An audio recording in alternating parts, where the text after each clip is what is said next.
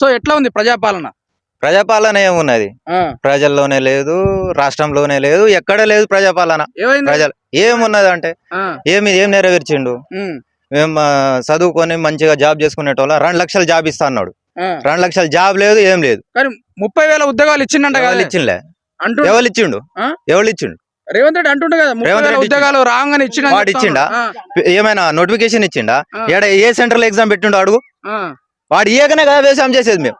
వాడు ఇయ్యకనే కదా మంచిగా చదువుకొని జాబ్ చేసేటోళ్ళం ఇంకో వ్యవసాయం పనులు చేస్తాను. వాడు ఏం చేసిండు?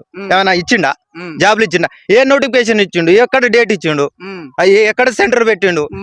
ఇదే విచిత్రమో తెలుస్తలేదు. కానీ మొత్తానికి 30,000 ఉద్యోగాలు ఇచ్చాడు అని చెప్తా ఉన్నాడు. మందికి పుట్టిన పిల్లలు నా పిల్లలు అంటే అవుతుందా అబ్బా?